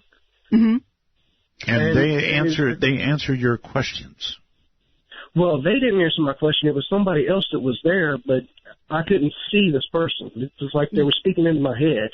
Yeah. Okay. I do hear some dreams like that, where there's an invisible narrator, or there's an amorphous kind of guide who is helping to explain what's going on sometimes. But you can't see. I do hear dreams of that nature. So what exactly is that? Well, it's hard to say. I always err on the side of looking for personal material, if there's something to learn from it, if there's a takeaway for you. I also suspect that there are people and realms that we go to that are almost like an educational field trip. And we visit, and it's kind of a documentary, and it's interesting, but you come back and you scratch your head and don't know quite why you were there. And I hear more and more of that. I think we're remembering what some people call non-ordinary dreams, where perhaps we are visiting another wavelength. Maybe another dimension. That's what I was wondering. But it feels like, have you ever been to like an ashram? Not personally, but I've seen. Like a temple or. Yeah. That's kind of the feeling that you get. It's like a feeling of like, peace, and you're away from all the hostility and the negativity and everything that you get from regular life. Yeah. Well, there sure is. There's more to dreaming than we think. I mean, obviously, we're able to go other places, do other things that we could normally never, ever do. And that's why we're doing programs like this. Let's go to Raymond somewhere in the world. Raymond, where are you? Hi, I'm in the UK. In the UK, okay. Early morning. Yeah, but what it is I had a dream, and it was a really vivid dream that I'll never forget. I was on the sun. I was actually inside the sun. You were on the sun? In the sun? Really? Yeah. Okay. Wow. TV screen. They were watching all the publications and getting all the news for the Earth. And it was like, I was told that every 11 years, it was basically like the sun cycle. Every 11 years, people were chosen. And I knew this was a dream. I was told this was a dream too. People were chosen to actually fight demons in the sun. Wow. Now, I thought this was myself. So this was told to you like a voice telling you this? It was like other people that were in the dream with me were telling me what it was that was going on, and it was really strange. Wow. I've just never had a dream like that ever in my life, and I've never heard of anybody that's had a dream like that. Yeah. That's a wild one. I love it, though. I love it. The sun, by the way, Doctor, goes in 11-year cycles. Wow. Or at least it has been. There's some recent information very concerning about that. But generally it goes in 11-year cycles, a full cycle being 22 years actually, but it'll be very active for 11 years and then not so active for 11 years. Okay, let's go to Dino on Skype. Hi, Dino. Hey, Ed, how you doing? Doing okay. Good. First of all, your guest is so clear. I mean, it's like the clarity is awesome. Yes. Well, that's Skype for you. Exactly. Hey, everybody's asking, do you remember your OB in Paris, where you shot up above your body? I do. And really, I guess that was an OBE, but it was so fast, unfortunately, I was in Paris on vacation, out of my normal environment. I instantly, and I mean, it was so fast. I left my body, and I was in this place of indescribable beauty and joy. The feeling was incredibly wonderful. And then, boom, I was back. So it was very, very short. I shocked myself awake. Yeah. I remember the story. So and if only I could go back. If only I could go back. Exactly. You know what? Another thing, too, I wanted to ask your guest. I tend to, my dreams are so realistic that I actually have to go to bed with headphones on at night. Otherwise, I would just totally have a dream that is just so vivid, so real, and I have to kind of tone it down with headphones and listen to either music or a podcast every single night, How does that help you? You know what? I think just the music or the talking in the background keeps me from dreaming, I guess. But if I were to turn the show off or take the headphones off, I would definitely have a dream, and it's always a very, very vivid dream. And I don't know why. Maybe I'm just overactive or something. I don't know. But I just was wondering what she thought of that. Well, are your dreams that are hyper vivid, do they seem like they're really happening? I mean, does it kind of feel like they're real? Yes, they seem very real, which is why I started wearing headphones just to stop, because I found out that, hey, if I'm listening to something all night long and keeping the podcast and stuff that I'm listening to going, I don't dream. Yeah. But if I don't, and sometimes they're not the best dreams, you have a nightmare or depends what you're watching, So, I don't know why that is. I'm sorry to interrupt you, but I've got a break. You can begin, Dr. Gillian Holloway and our caller. Caller? Yeah, Gillian. Hi, I guess, yeah, I guess just one more thing to talk, about is there any way to control your dreams? It's not like I've really attempted to, do any controlling of what I actually dream of, but I've taken the easy way out and put headphones on and just, put it aside, I guess what he's asking is, can you be a director? Is there something you can do prior to sleep that would allow you to sort of say, all right, you know what? Tonight I'm going to have a dream about telling my boss off the way I've always wanted to. Yeah. And this may be one of the best questions or best considerations of the whole evening. And that is absolutely yes. You can direct your dreams. You can nudge them. You can say, look, I get that was important, but you just scared the bejeebers out of me. Can we do that again, but without the terror, so I can have a chance to understand what the message might be, if there is one? And your dreams will tone down or increase. And what happens when we have dream deprivation and when we isolate ourselves from the dreaming process is it's a nightmare induction. That is, you'll make the nightmares worse by turning away from them. So, use your judgment, use your headphones, but write the dreams down that you can remember, kind of think about them symbolically, get a hold of some material and see if you can decode them a little bit, and your nightmares will stop. That is the best cure for nightmares that there is sort of turning towards them and asking that they be toned down. Toned down. Is this are we praying for this? We're just thinking it? We're doing what? No, you are talking to your own mind. You're talking to yourself. Yes, And all you have to say is, look, I get that, I got it. I'm listening. Okay, you have my full attention, but tone it down. Is this prior to sleep? Yes. Or after you wake up from a nightmare and your heart's pounding and you're so sweaty you have to change your pajamas. Right. Go get a drink of water, lie down again and say, okay, let's start over. I get that this is big, but give it to me another way because I can't handle much more of this. And your dreams will give you something similar but without the terror. You're on the air. Hi, I got a couple quick questions. First, I haven't had a single nightmare in years.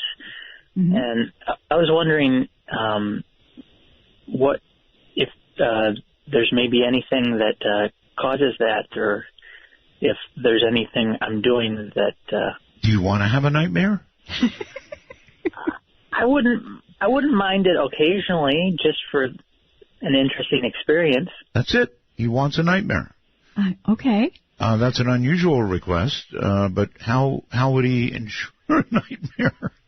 Well, you might want to expose yourself to some scary movies right before bed, or scary, read some Stephen King, that kind of thing, right before bed. That does it for some people. I do listen to this show. Well, you're on the right track. God. Yeah, I think she's right. I mean, we're scary, but we're not that scary. Walking Dead or, as she mentioned, Stephen King, something like that. Immerse yourself in something of that sort, and it just might work. If you really want a nightmare. You want a bad one, huh? Well, just something to spice it up every now and then. Also, once in my life, I've had a precognition dream, or however you would say that. And it was a repeated dream that I had over and over again. It was in the summer of 2001, and I dreamed that I was walking on street level in a downtown area.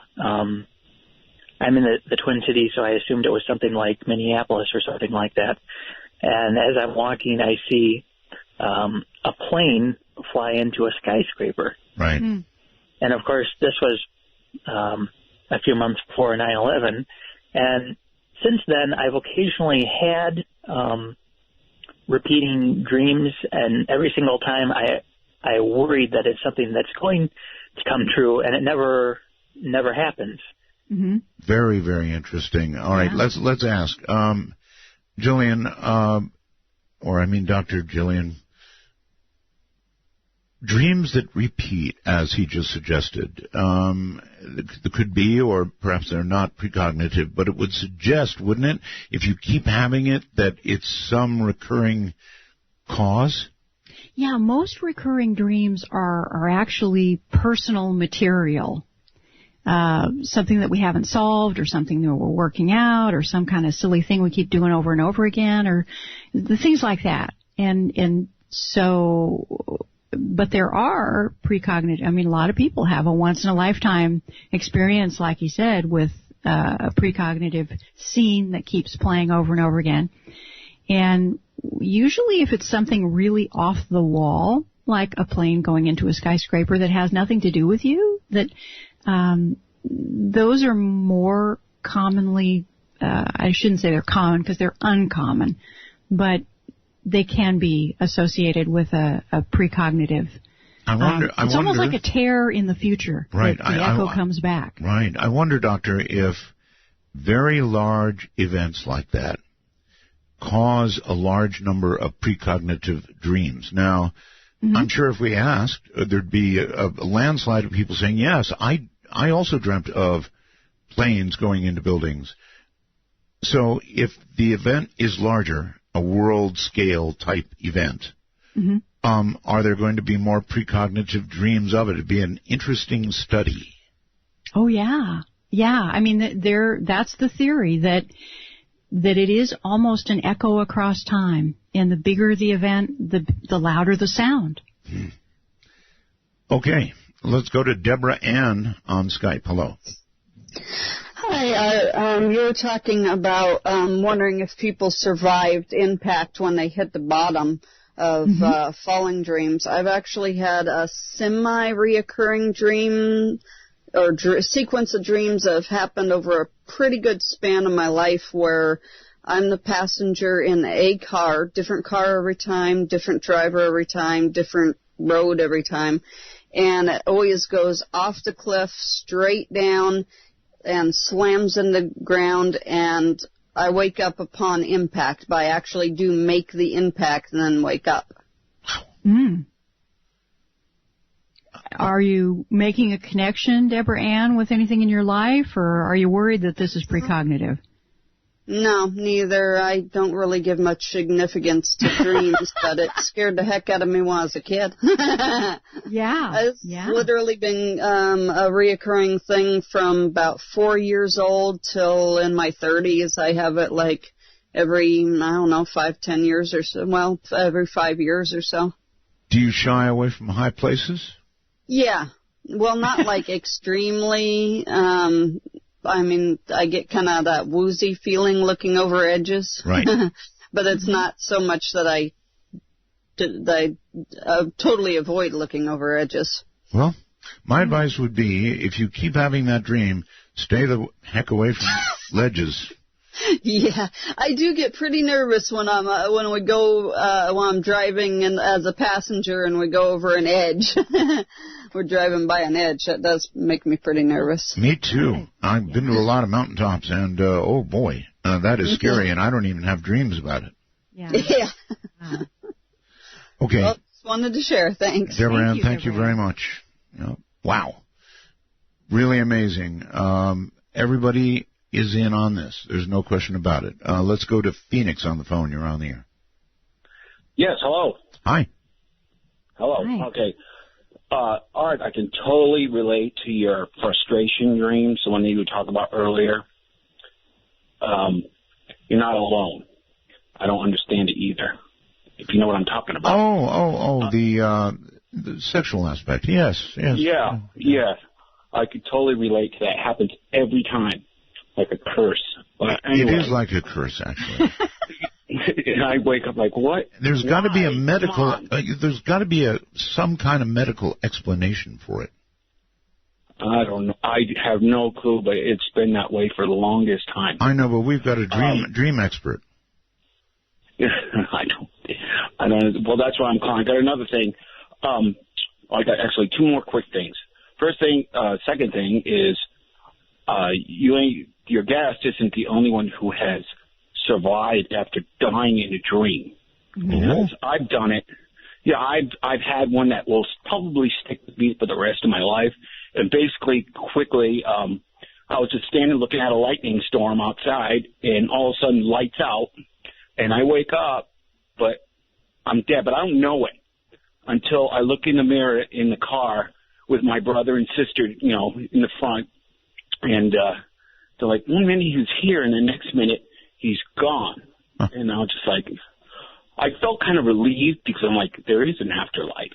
Yeah. Because it's like, wow, there is the hereafter. So I don't have to worry about eating or living, like a human being anymore. But that sounds kind of strange, but I'll never forget it. I can't go into too much detail because I don't want to spend too much time.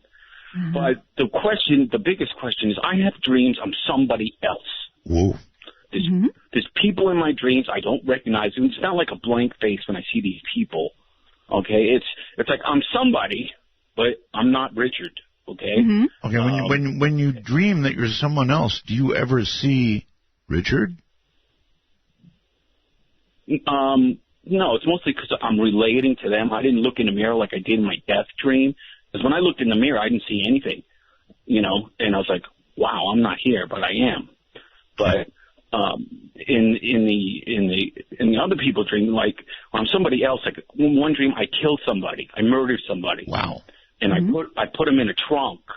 And I've had this kind of dream a couple of times, but I put him in the trunk of a car, and I got rid of the car, and I was really nervous about that. Or I buried somebody, wrapped him in plastic, and dug a hole and hid him somewhere so they couldn't be found. And I was always worried in my dream that somebody would find it.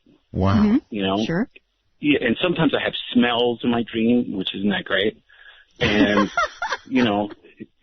I can smell, one time when I dreamt I was dead, not the one I just told you about, but I don't know what formaldehyde tastes like, but I woke up and I could taste this weird taste in my mouth. But I remember the smell from elementary school, and I'm like, why would I, that was odd. That's the one I had a lot. This guy who called a little while ago and wanted nightmares? You need to get together with him. You can get together. I have dreams like, I don't understand why I'm somebody else. Like, I was in the Marines. I don't know anything about being in the Marines or the Army, but I had a dream they dug a hole. There's like a ditch, and they made the CIA was screaming, get in that hole, get in there, and you had to swim because it was filled with water to the other side and come out.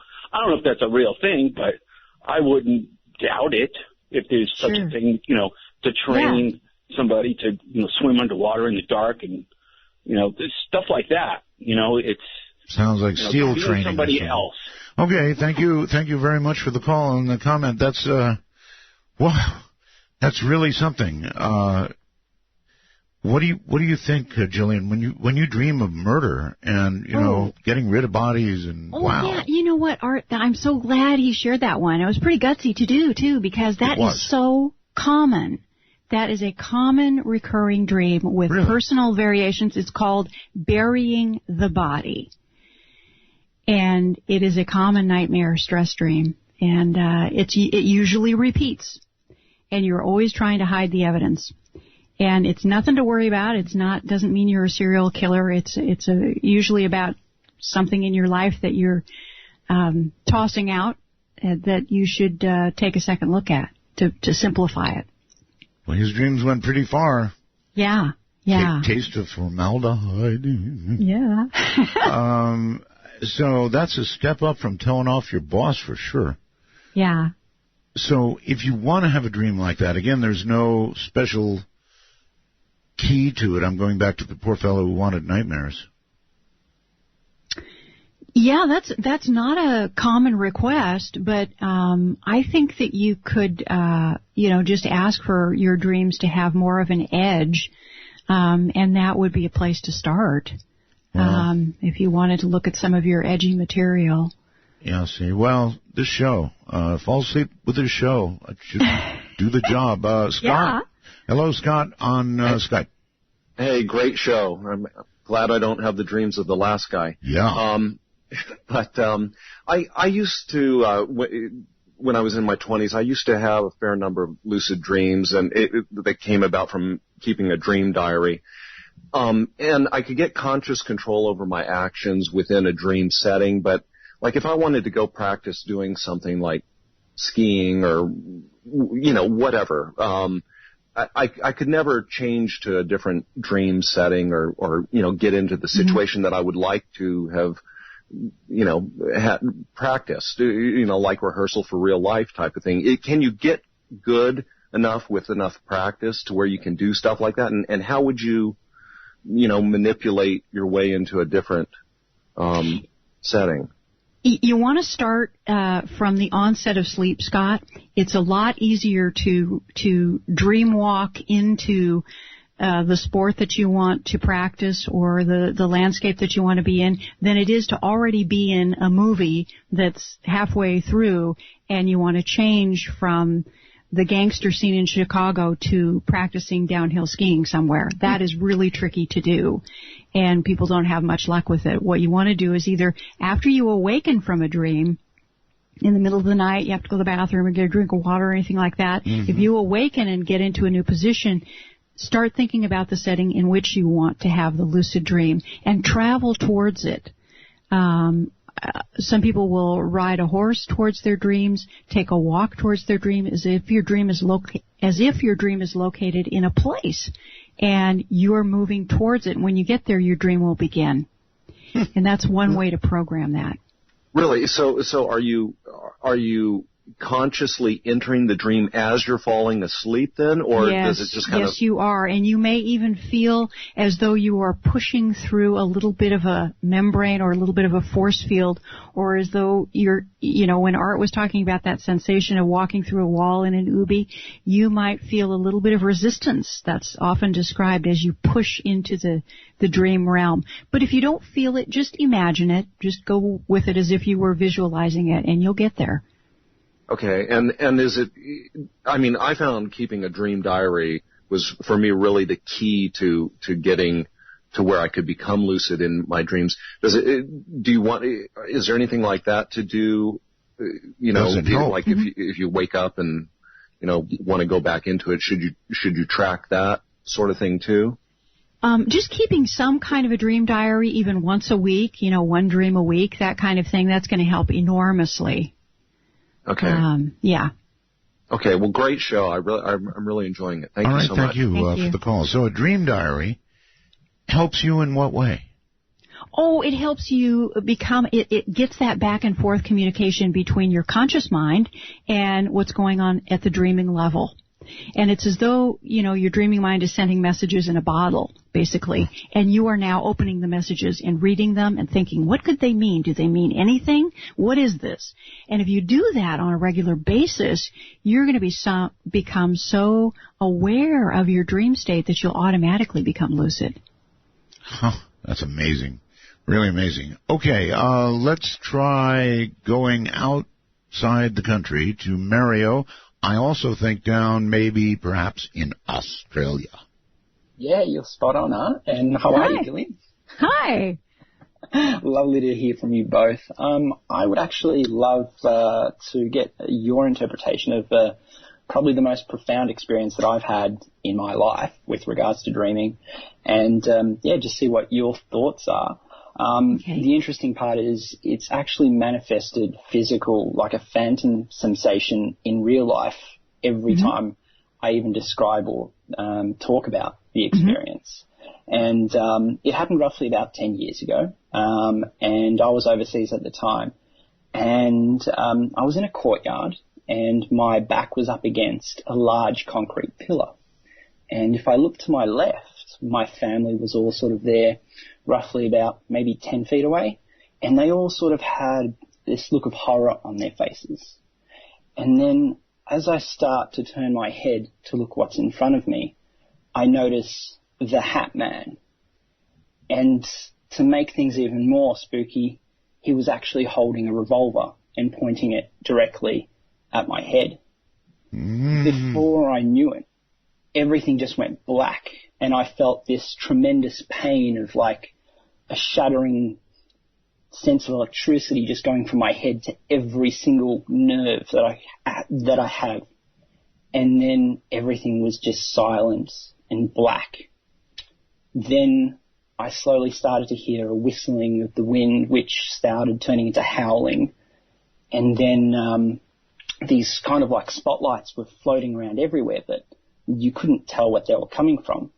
Then a giant flash happened, and I'm in this wormhole-looking thing traveling up faster and faster, and it sounds just like when you go to the air show and you hear the jets screaming past you, just roaring, and I'm getting, I feel like I'm traveling to the end, and I notice another flash of light.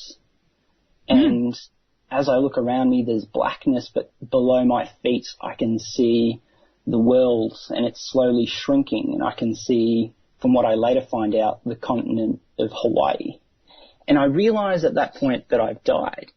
Well, it's actually just an island. But yeah, and group of islands. As I'm sort of coming to that realization, an overwhelming sense of just freedom of not having to do anything. Like, you don't have to eat, you don't have to sleep, you don't have to worry about money. Just really nothing like I've ever experienced before. Okay, doctor, is what he's describing out of body or a dream? Well, it's hard to say. I think it's a dream. I think it's a dream at this point, but that's just my opinion. Yeah, no, that's fair enough. I did know that for the next few days, I wanted to go back to that sense of freedom, but it was. You almost feel like you're in a way sort of sad that you can't get back there. Yeah. Sort of, yeah, I just couldn't. I was just like, oh yeah, life seems kind of a bit dull now.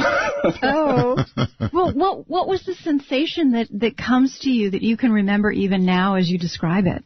Every time, guaranteed. It's like a push-pull sensation, almost like when you have two magnets that are opposing each other. And the sensation is directly where I felt like the bullet had entered into my head.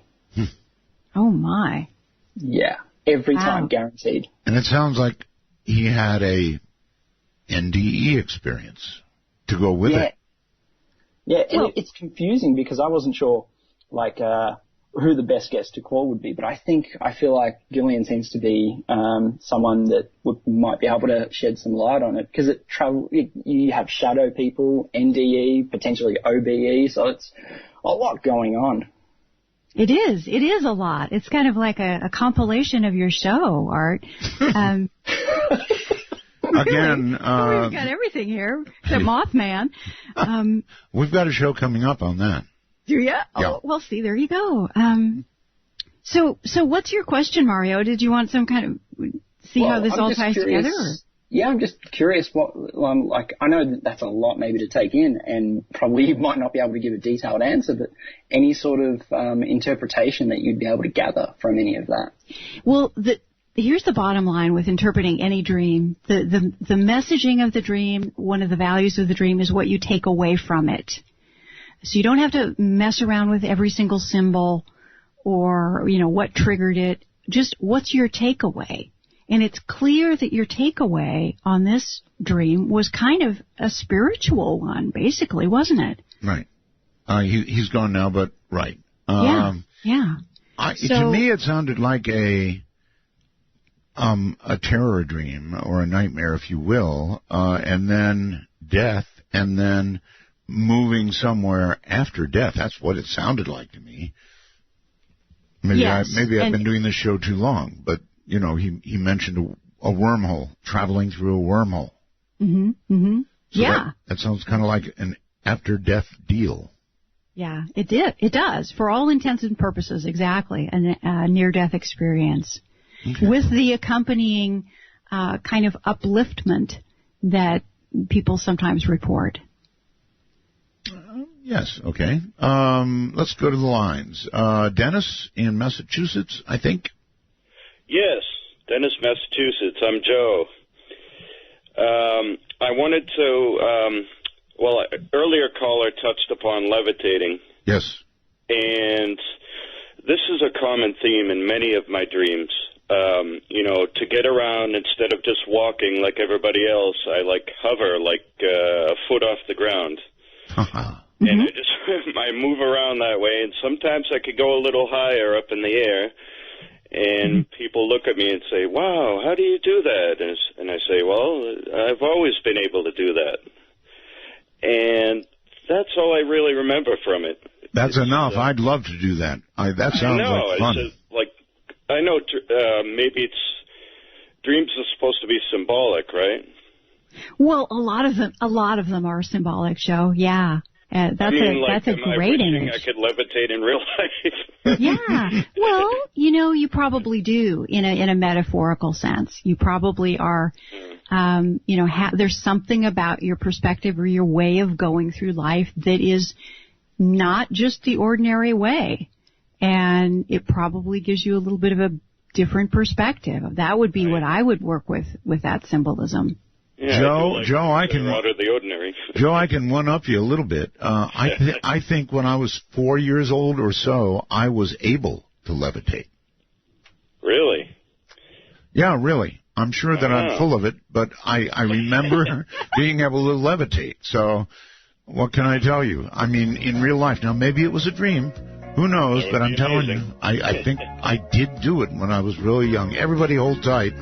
Welcome back. And my guest is, so that you all know, Dr. Gillian Holloway. We're talking about dreams. And there is a type of dream I have that is really annoying, Doctor, and it is annoying. In other words, I wake up usually having to use the restroom, right? Mm-hmm. And I wake up from the dream and I say, that was annoying. That was frustrating. That dream really, there's a word for it that I don't want to use. It was awful. In other words, I had to work. I was trying to attain some goal that I couldn't attain, and I was just frustrated as hell. And then I woke up and I said, I'm not going for that one again. And when I came back to bed, I did what you suggested, turned over the other way, had a restful night for the rest of the night. Mm-hmm. That's happened to me quite a number of times. Is that normal? Yeah, actually it is. I mean, what you're bringing up is one of the secrets to dream re-entry, which is going back into the same dream, or dream avoidance, where you want to go into a completely other one. That's right. That's like, I've had it with that dream. Go away. Yeah. Your physical position has a great deal to do with going back into the same dreamscape. So if you don't want to go there, change your position as much as you can. Why does it have anything to do with it? We are not sure. We don't know so much about the brain. Yeah. I guess we don't know. Out of the country again with Alex somewhere. Hello, Alex. Hello, Alex. Going once. Whoops. Going twice. Alex is there, but I guess he's not hearing us. Too bad. Okay. Hello? Hello, Alex. Hello? Yes, hello, Alex. Hi, how you doing? I'm doing okay. Hi. Alex from London. Here. London? Oh, okay. Hi. It's early there. You need more coffee. I'm trying to work at the moment. Oh, I thought I'd call in. Okay. Basically, I had a dream. It's just a short one. I saw this big iron door. It had loads of cogs and bolts on it, and it was all unfolding. And all of a sudden, it opened up, and then I woke up. Mm-hmm. And I was thinking, wow, that's weird. Then later on that day, I was watching a movie, and there it was, that exact iron door, exactly as I saw it in the dream. Ooh. In front of me. So, very strange. I had some weird dream where I actually saw the future for the next day. Yeah. And I can't explain it. Yeah. That's pretty common. And And it does happen. You're absolutely right. And Carl Jung said that we borrow images from the future, sometimes just as easily as we borrow images from the past. That's cool. Yeah. Yeah. And sometimes they're meaningful and sometimes they're not as personally meaningful. So you need to always check for that. See if there's a door opening in your own life that looked like, it was pretty tough. Now it's flying open. If that doesn't make sense to you, then it might have been more of a fun snapshot of the future. But you always want to check for that. A fun snapshot of the future. Yeah, it happens all the time. See, if we remembered all of our dreams, we would all notice this happening a couple of times a week. It is that common. So you think keeping a dream diary is a good way to do it? I think it is really the ticket. Yes, I do.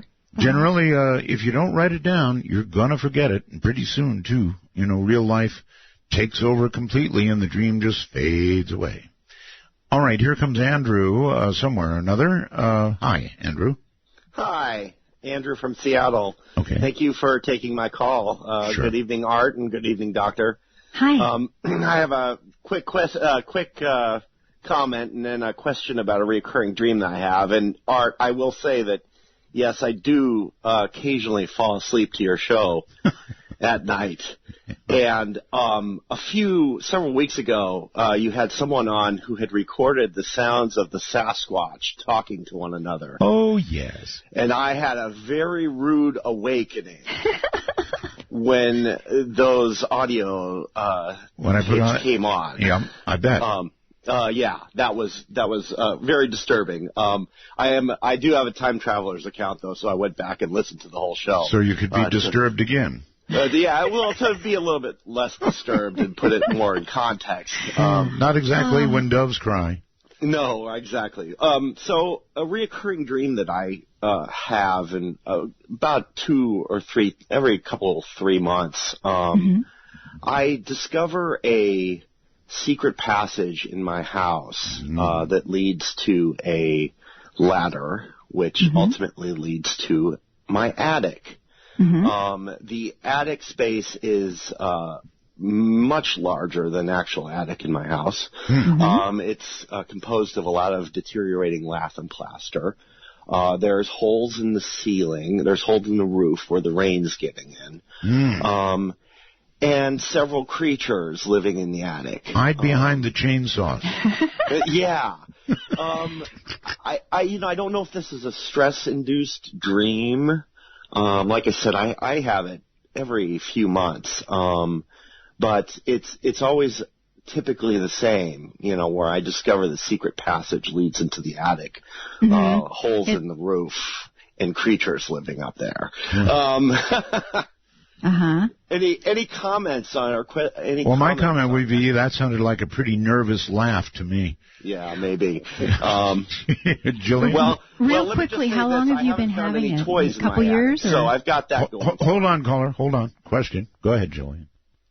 I just want to know how long, if you can remember how long you've been having it. A year or 2 years? Do you know? At least 20. Oh, my. 20? Yeah. Really? Yeah. This has been going on for quite a long time. And like I said, at least I haven't found any toys in my attic. Well, now I see why you had the nervous laugh. That's serious. That probably really means something.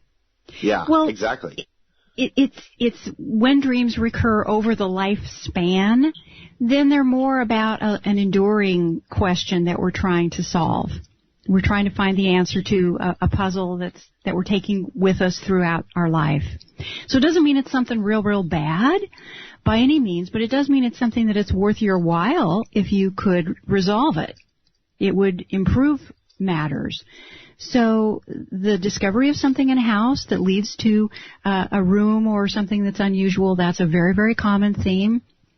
And we believe that the house represents yourself in your life, and this secret thing represents something in your life that you would be better off to bring out into the light of day. Again, it's usually not a secret skeleton in your closet. It's just usually something that's been relegated to the margins because we get really busy and we've learned how to cope in a certain way. So it might help to think about your life for the last 20 years. And if there's a question that you just haven't had time to deal with, it's usually a matter of time and priorities, not a matter of horrific secrets. Certainly. Okay? Okay? Thank you. All right. Thanks for calling. You're very welcome. Let's go here, I guess, to Portland, Oregon.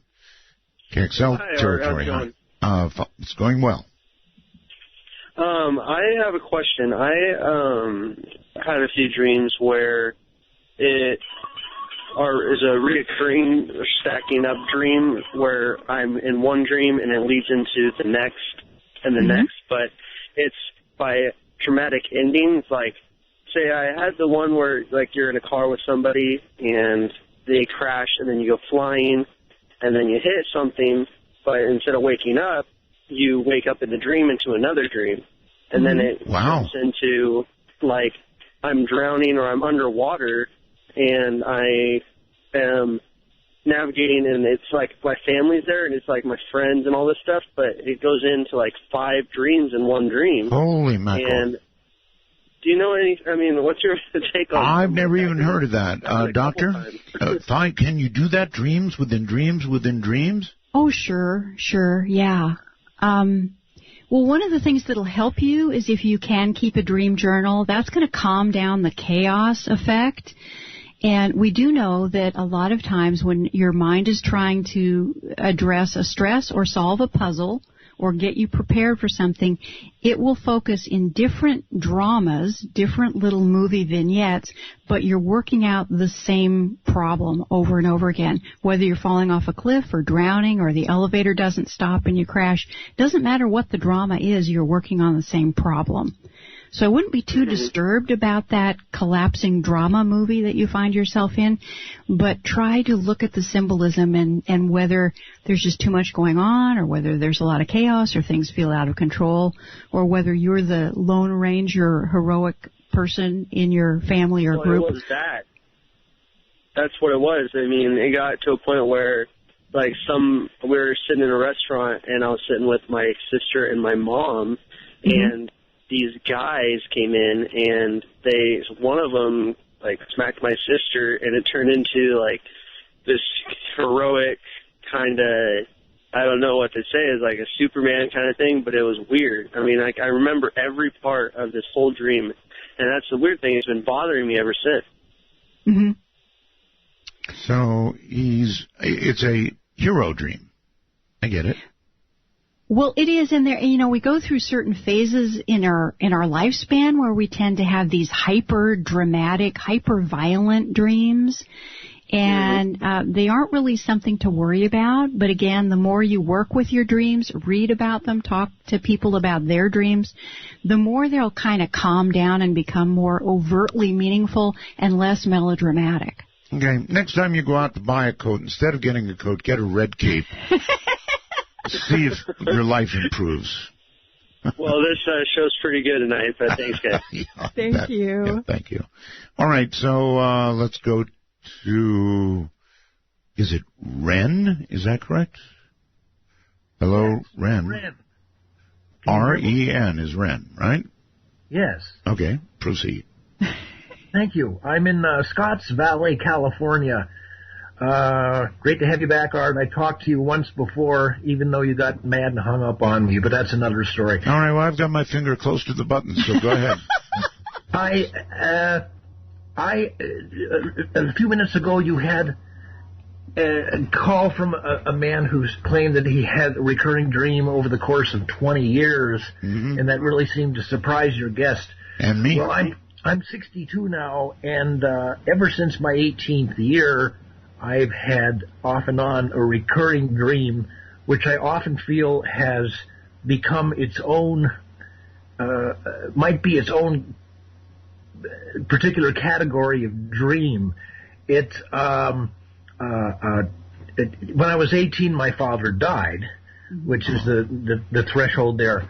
And the dream, as I'm sure is very, very common for a lot of people, is that my father was still alive, which surprised us. You know, the hospital made a mistake. He was still there. Right. He separated from the family and moved to someplace else, and there was a certain yearning to have him back. Of course.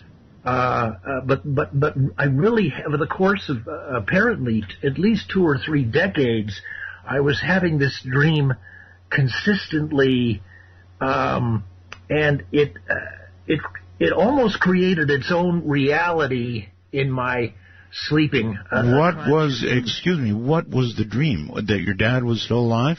Was still alive in spite of some obscure notion that he had died, or that he came back, or that somehow his death didn't count.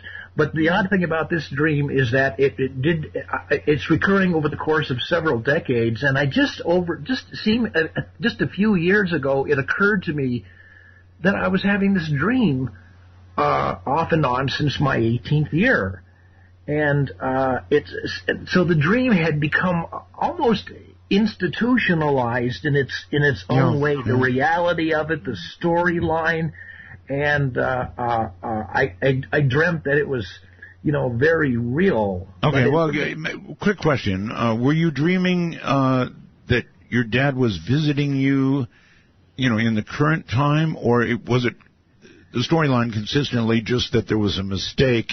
Yeah. And he was There was not a lot of contact with my father in the course of these dreams. It was just believing that he was out there, right, and that I was supposed to meet up with him or supposed to go to work, and because I worked with him in his hardware store, and that sometimes I would go and go to the store and assist him with something or something like that. But there was we were never terribly close in reality, and so there was this concrete distance between us. Maybe you were closer to him than you think you were, and the psychological effect of his death was more than you think it was.